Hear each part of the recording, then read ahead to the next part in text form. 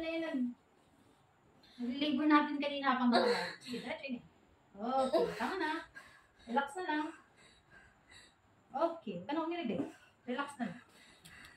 Okay, doon. Giling niya. Oras. Galing ka lagad ay. Ito lang yung hinihintay. 4:30. Thank you, Lord. Nakadaos na si Yasi. Ito yung masipag po nating follower. Masipag magpara-comment, magpara-share, manood ng ating live.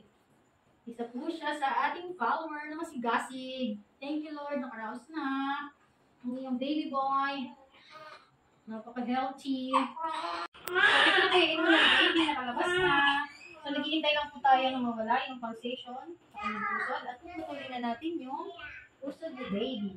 So, napaka-healthy po ng pusod ng inunan ni baby. Walang ka-green-green. Ibig sabihin, hindi pa siya dumudumi sa loob. Nanghagas lang itong inahin. Na hindi pa daw siya nangahanap. This is 40 weeks o 30 weeks na po 40 weeks na si baby mo, di ba? So, term na po siya. So, congratulations, mommy! So, ito po ang inuna. Yun po ang inuna.